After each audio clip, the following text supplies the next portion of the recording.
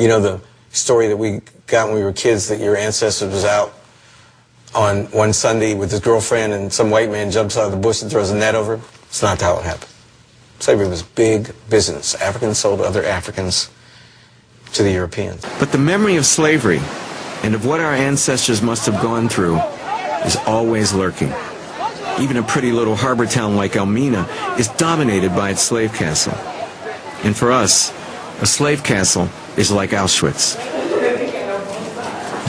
Right in here.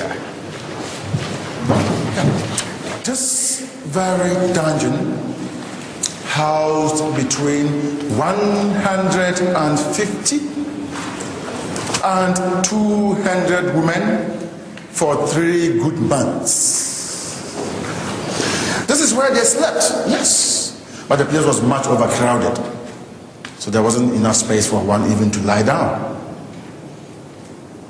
The result was an outbreak of malaria and yellow fever.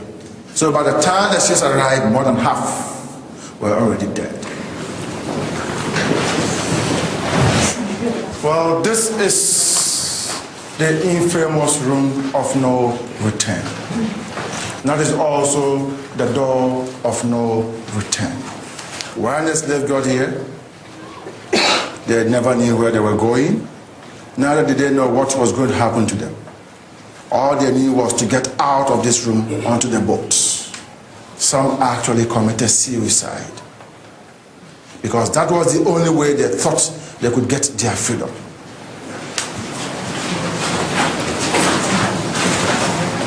In fact, it was the Africans who did the raiding and selling of Africans to the Europeans.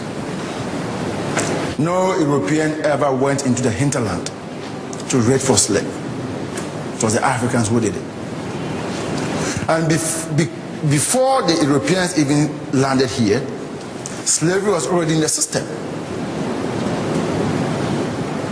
It was slaves that worked in the palaces for the kings.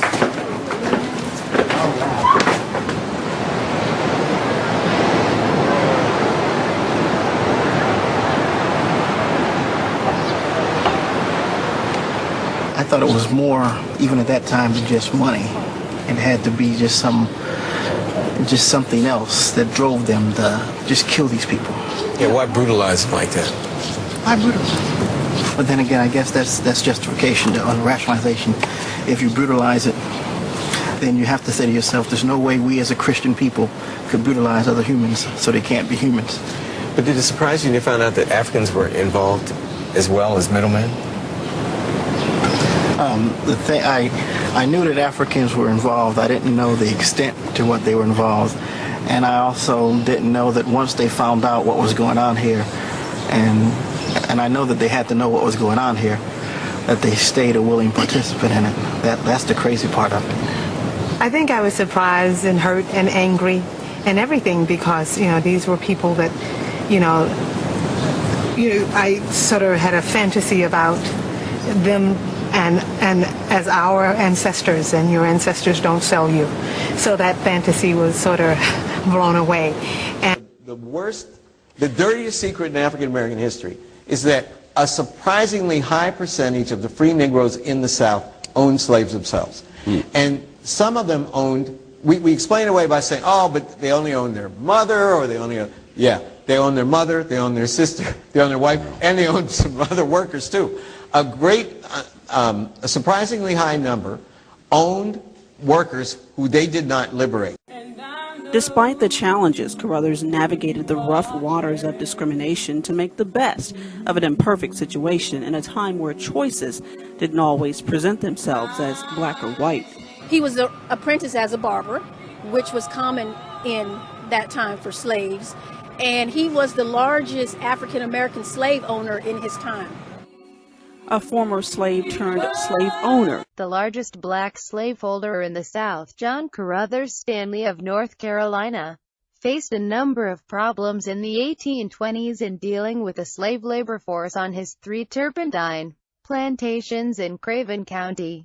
With a total of 163 slaves, Stanley was a harsh, profit-minded taskmaster, and whose field hands would run away. Stanley dealt with this through his 2 white overseers and with a spy network that included a few trusted slaves. Brister, his slave barber in New Bern, was responsible for relaying to his owner rumors of planned escapes. On one occasion, Stanley proudly said that through the agency of the Negro man Brister he has relayed such information as has enabled him to apprehend one of his slaves which had run away and to prevent the absconding of others who had manifested an intention of deserting. Nor did Stanley have any pangs of conscience about selling children away from their parents or holding free blacks in bondage. In 1832, free black Kelly Davis, also called Kelso Mabinth, petitioned the Craven County Superior Court claiming that he was being illegally held by Stanley as a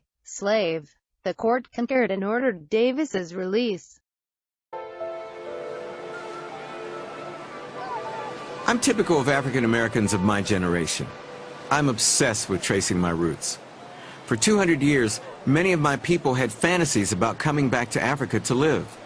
Some actually did. But not everybody stayed. The Ghanaians tell the funniest stories about the relationship between Africans and African Americans. In 1957, Kwame Nkrumah became the first president of Ghana. He'd been educated in the United States. He loved black Americans. He invited all black Americans to come back to Ghana, think of Ghana as their home. All these black Americans arrived in Accra about 1960. When they got here, they came to this beach. And right out there at that reef, they would gather at midnight, and they would say these magic ritualistic words from the Ashanti rituals. And then they would take their passports and fling them as far out beyond that barrier as they could. Smack their hands, say they had gotten rid of American racism and they were home on the mother continent. 6 weeks later, the Ghanaians that lived just around this beach noticed under this full moon all these shadows out on the beach. And so they didn't know what was going on. They thought maybe they were being invaded by another country. So they got their torches and they came down to the beach. And they looked around, and what they found was those same black Americans out beyond that barrier searching for those passports.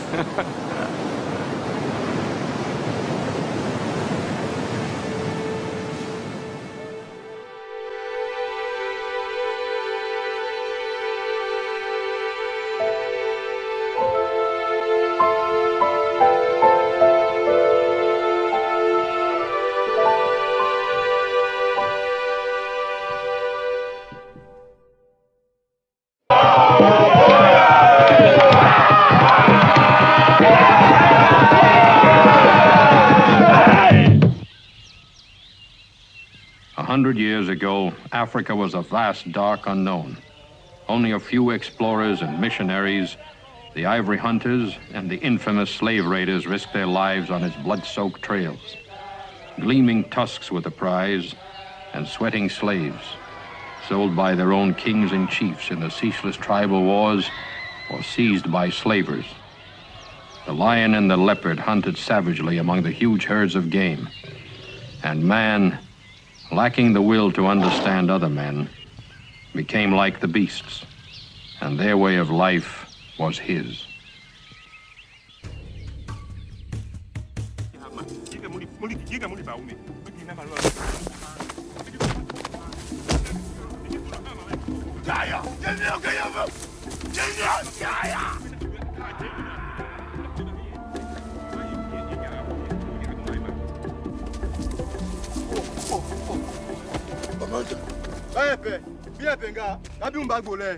Oh, Babaja, belong to the lepe. Can you bad na? Ow!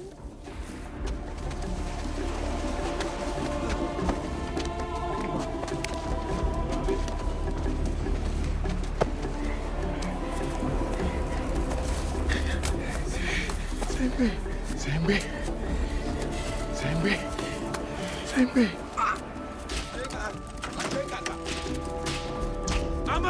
Apa welo?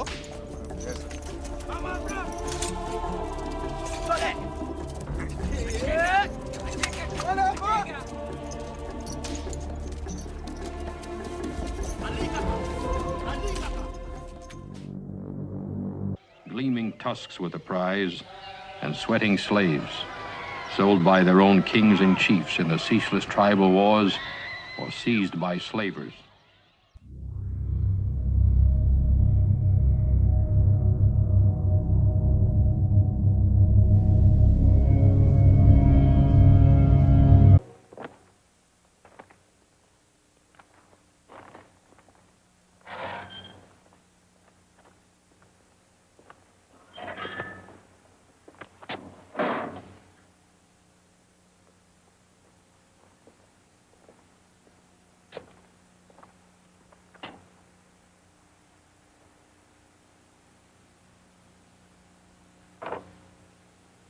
We are sorry to have to drag the United Nations into it again, but there is something we must add. We have the evidence of this British officer, Lieutenant Marlon Steele of the 37th Military Police District of Maridi.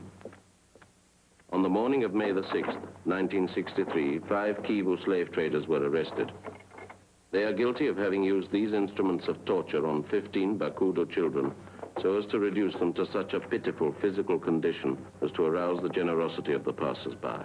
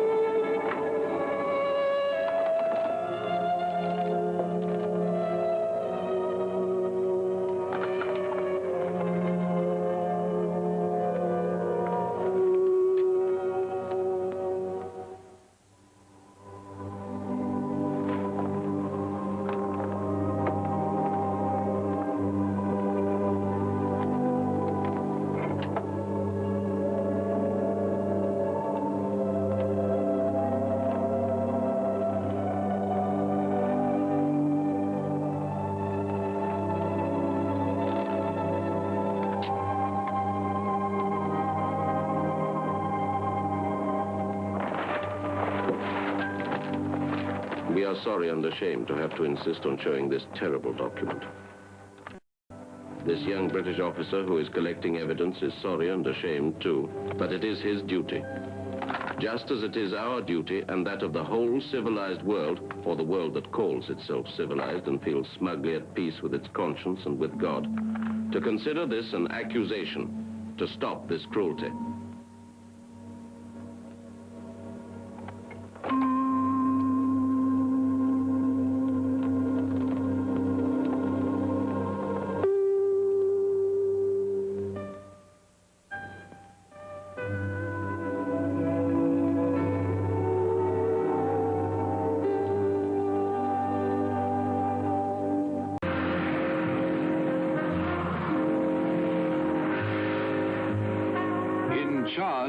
A young woman is sold into marriage by her father for 100 salted loaves.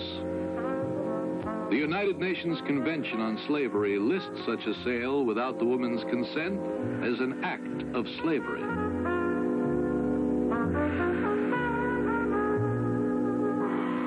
In the Volta Republic, 4 women may be worth a horse with harness.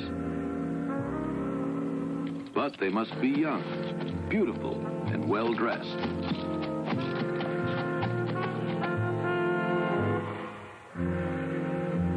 This little girl is worth exactly 70 empty bottles.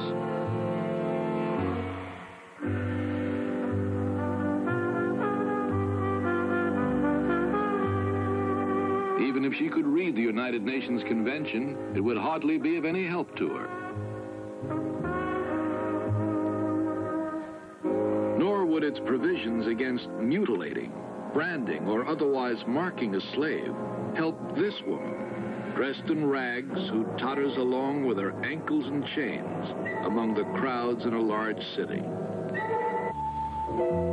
This is Porto Novo, capital of Dahomey. We are going to a fishing village on the lagoon of Cotonou in Dahomey. This lagoon has a lovely fairy tale look, and its inhabitants contribute to the fairy tale quality as they gracefully toss their fishing nets onto the waters. But there is nothing of the fairy tale about the harsh struggle for existence of the people of this village, who live exclusively on the fish they are able to catch in the waters that surround their stilt-propped homes.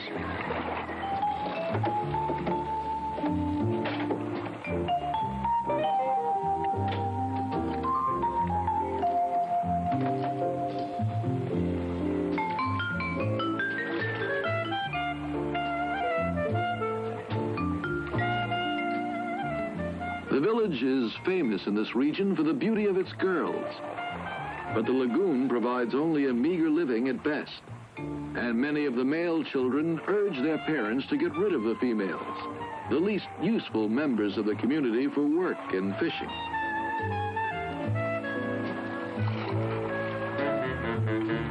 Whenever one of the girls disappears, they say that the crocodiles have kidnapped her. The fishermen believe that these crocodiles are the incarnation of their ancestors, and they are therefore held to be sacred. The children look upon them as close relatives.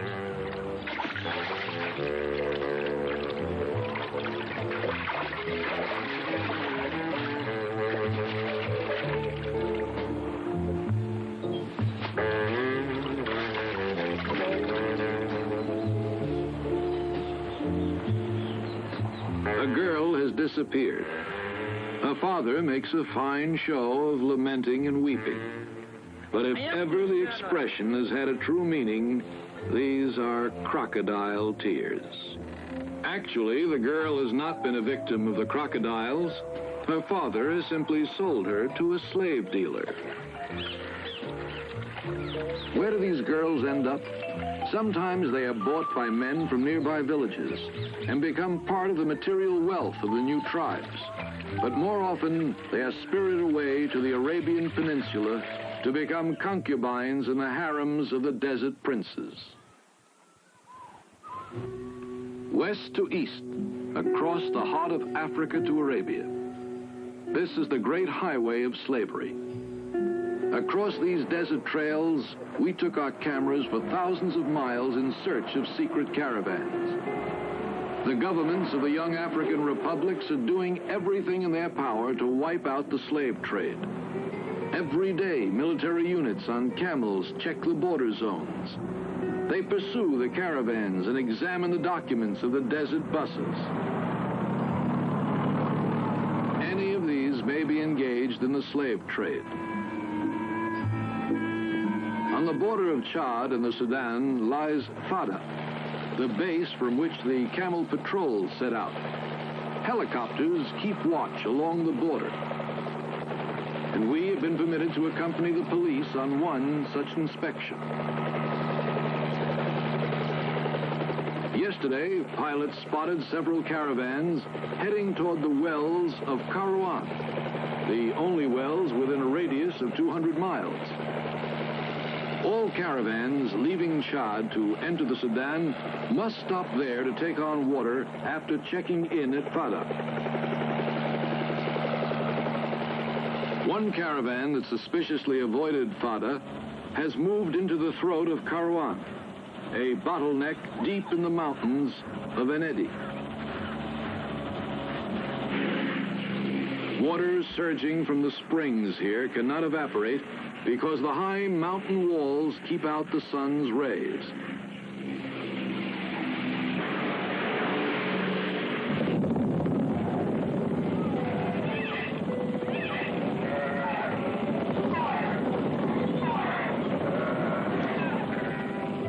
We reach our objective. There is no escape from the throat of Kairouan. It is a dead end.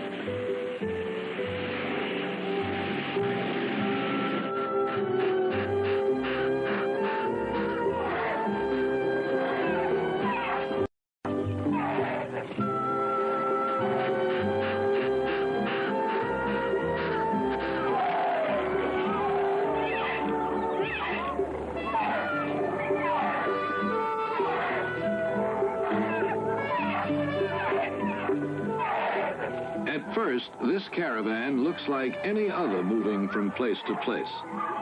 Camels line up for a drink. Bedouins sit motionless, impassive. The police approach with their interpreter and get permission to search the merchandise.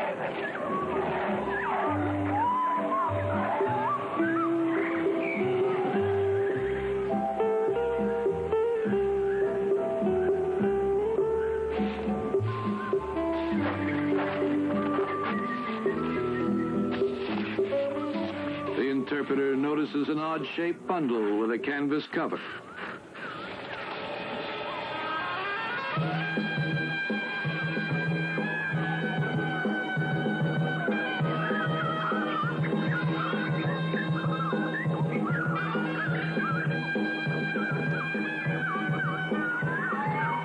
Where were they taking these children? What market were they headed for? The slave dealers won't talk. The children don't know. So the police are unable to find out, and they lose a possible chance of closing off one more market in human beings.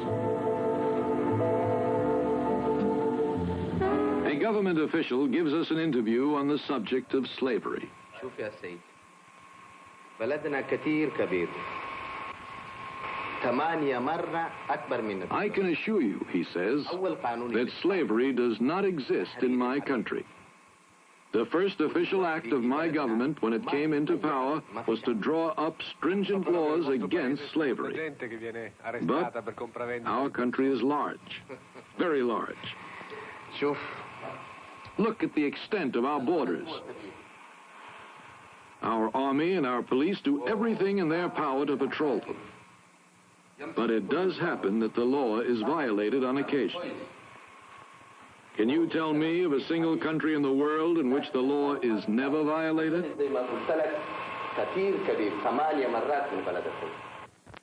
But here the law may be violated too often.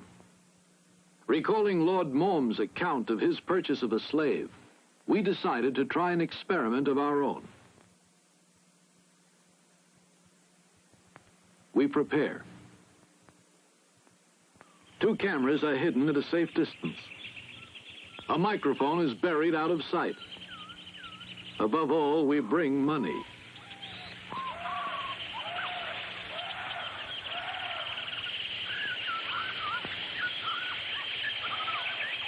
We don't have to wait long. The dealer shows up with 2 women we have told him we want to buy.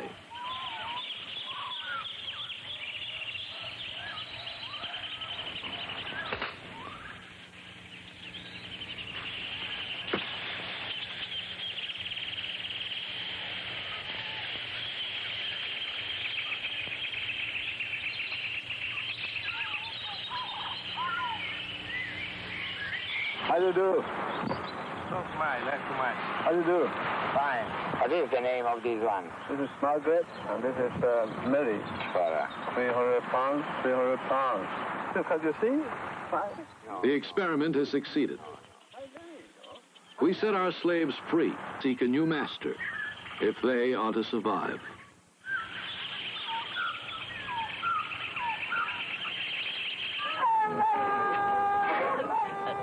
You don't have to hide yourself in a forest to buy a slave. You can buy one on the outskirts of a large city as well. This is an African city at night. One gigantic flophouse. A huge bed of misery and desperation.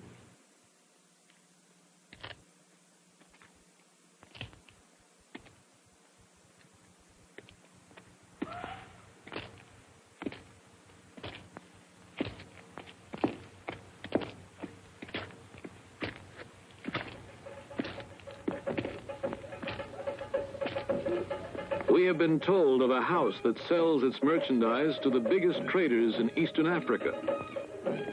Our informant leads us there through narrow streets and back alleys.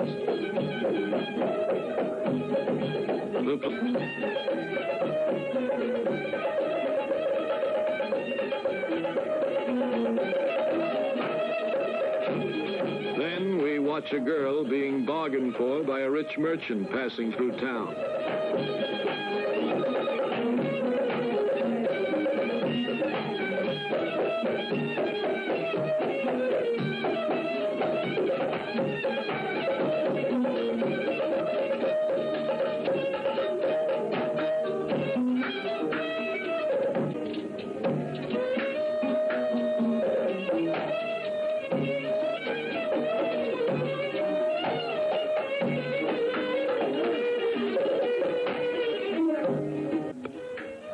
But hardly a tourist trap.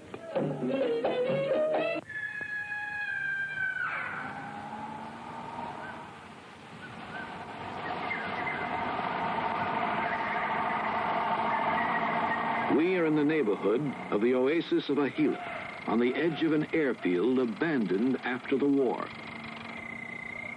An old plane lands, and simultaneously a truck emerges from the darkness.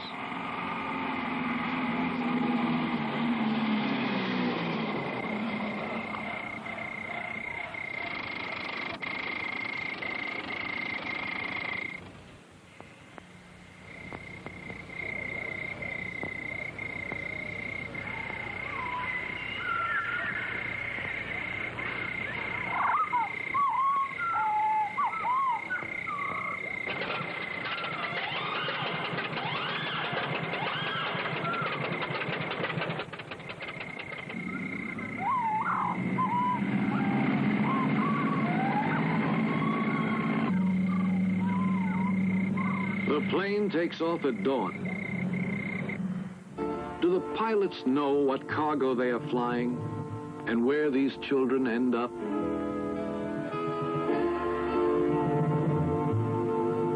We find our answer. Great opportunity for the slave traders lies in the pilgrimage to Mecca. Mecca is the heart of Islam, and Islam is the third religion in the world.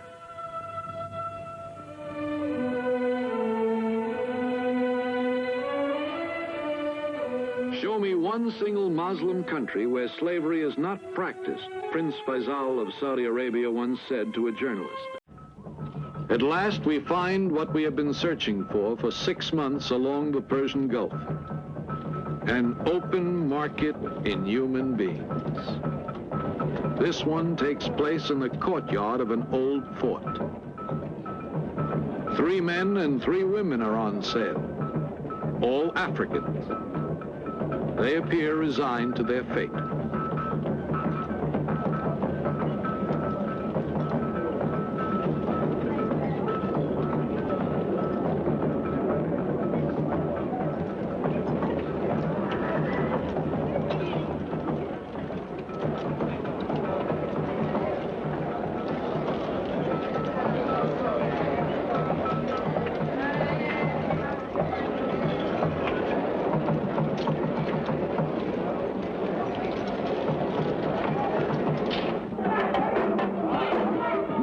Slaves come from black Africa. They can also be procured on the Arabian Peninsula.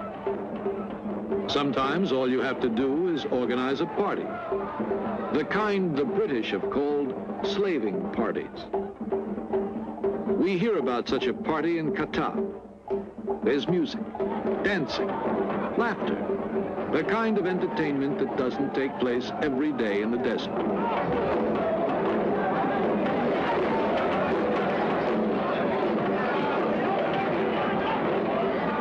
The girls come out of the shelter of their homes. They arrive from nearby villages.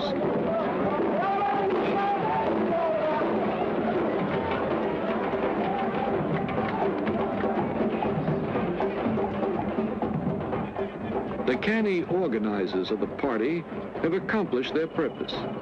They can study the girls at their leisure, decide which ones they will try to buy from their fathers or their husbands, which ones they will have to kidnap. Slavery, we are told, has been abolished. In point of fact, it still survives. This is the Burrow House, a plantation home in tiny Statesburg, South Carolina, about 10 miles west of Sumter.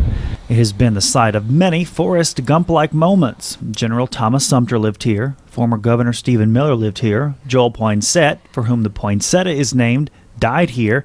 Even Samuel Maverick, whose son became the namesake for the term independent rebel, owned this house on the property.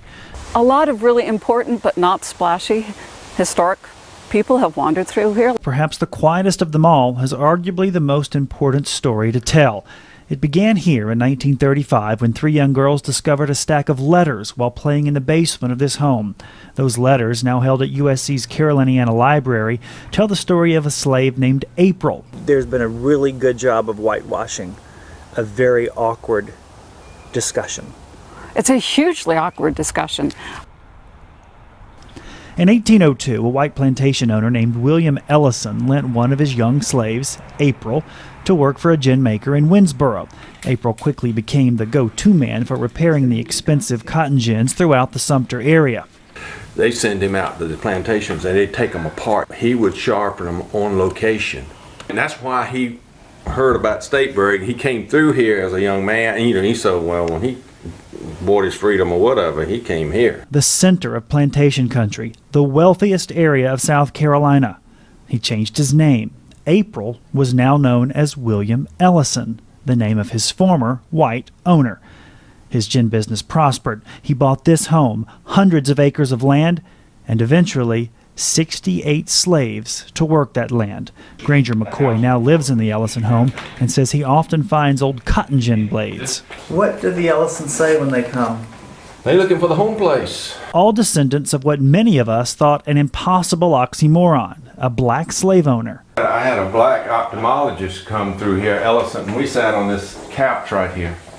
And his great-great-granddaddy owned 68 slaves, and here I am, white, over here, and my great-great-granddaddy didn't own any slaves. And it was like somebody blew a dog whistle in a kennel. Everybody was just kind of turning their head, not knowing how to handle all this. History tumbles you. And what little we can learn about Ellison as a slave owner isn't pretty. The book Black Masters chronicles Ellison's life in the antebellum South and suggests that his slaves were the worst fed and clothed of any in Stateburg. It also suggests that Ellison was a slave breeder, selling off infant girls, a practice even some white owners found cruel. Whatever the case, Ellison certainly had a good relationship with other white aristocracy. This contract shows that Ellison didn't just buy a home in wealthy Stateburg, he bought it directly from former Governor Stephen Miller, a governor and former slave trading property. He was the wealthiest black man in South Carolina, the 4th wealthiest in the South, wealthier than more than 90% of whites.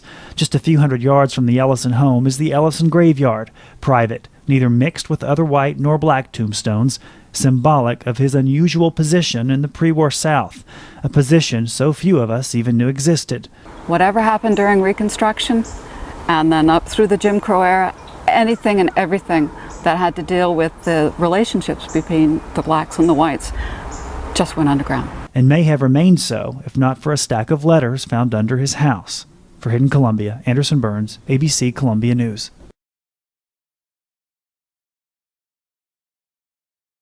All these black, we exaggerate how many black people ran away to the North Star. Even John Hope Franklin, at most, counted 50,000. And that includes people who would just run down to the swamp, hide out for the night, and then come back. It was hard to run away to the north. There were not millions of black people on the Underground Railroad. We tend to think of the Underground Railroad like Penn Station, a Grand Central Station. It wasn't like that. It was incredibly difficult to escape from slavery. And, as you know, Mr. Black, many of the free Negroes stayed in the South. Do you know in the 1860 census, there were 440,000 about free Negroes, I mentioned that earlier. More than half lived in the states that were the Confederacy and the border states where slavery was free. And they stayed there, ladies and gentlemen, unmolested, including my family in eastern West Virginia. They stayed there because that's where they had their family and that's where they had their property. Remember, their property they had to be given property in Virginia and many of these other southern states. What are they going to do? Go to New York? Live in Harlem? Hang out and listen to jazz with Dizzy, Charlie Parker? They stayed where they were raised. And many of them, this is the worst, the dirtiest secret in African American history, is that a surprisingly high percentage of the free Negroes in the South owned slaves themselves. And some of them owned, we explain it away by saying, oh, but they only owned their mother, or they only owned, yeah. They owned their mother, they owned their sister, they owned their wife, and they owned some other workers too. A surprisingly high number owned workers who they did not liberate throughout the South. There were enough black free Negroes who supported the Confederacy that they voluntarily formed a regiment in the state of North Carolina to fight for the Confederacy. And black Confederate troops are featured on the cover of Harper's Weekly in 1863. Frederick Douglass used this as an argument to make Lincoln allow black men to fight. Wow. Because remember, Lincoln didn't want to do it. Lincoln made a famous statement in 1862. He said, I suppose we could arm them, but if we did, their arms would end up in the hands of the Confederates within a week. Because he thought that they were incompetent, not smart enough to win. And eventually, as I said, the North was losing the war. Frederick Douglass was agitating.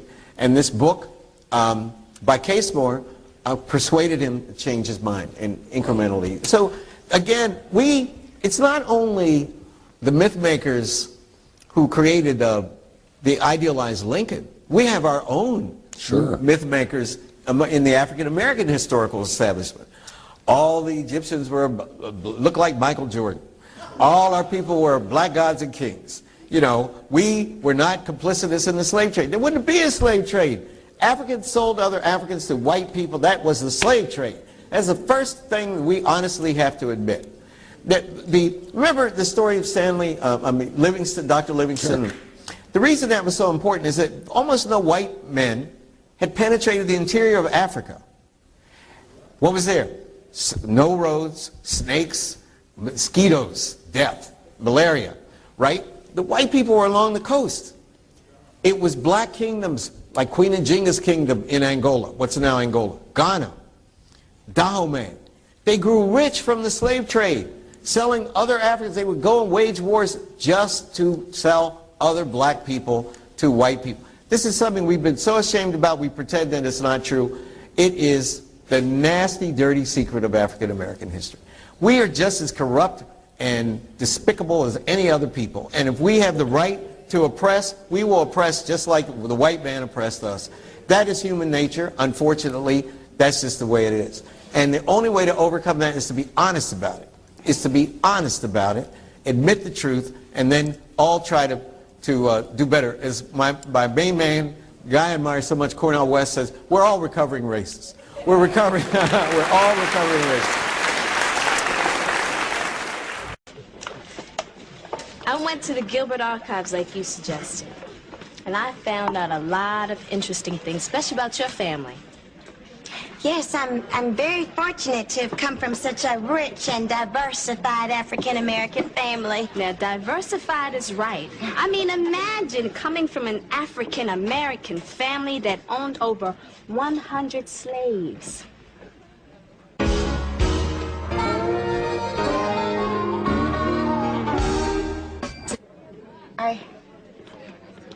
Are you saying that my family owned slaves?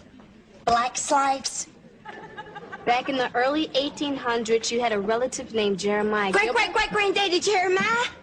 He was a freed slave. He got rich from making cotton gins. And part of his wealth went into buying slaves. There must be some mistake. No. This doesn't look like a mistake. That's a reproduction of a bill of sale. Your great-great-granddaddy had just bought 10 new slaves. Now, he was a free man of color, but he was also a black master. But, Lena, I didn't know that black people owned other black people. Only a few did. Now we know why you're so bossy. It's DNA. Them no good ancestors. Lena, wait a minute. How about the free blacks in America in 1860, during slavery? The leading African-American historian, John Hope Franklin of Duke, records that in New Orleans, which had the largest concentration of free blacks in the South, over 3,000 or 28% of free Negroes owned slaves. So free blacks in New Orleans were 5 times more likely to have black slaves than the average white Southerner. You see, there's no unique evil in white people. So you take into account African history and African American, is far more likely to have a direct ancestor who enslaved black people than is a white person. Should black people today be punished for their history of slavery? That sounds crazy, doesn't it? But it's exactly what the discrimination against whites and reparations are justified by.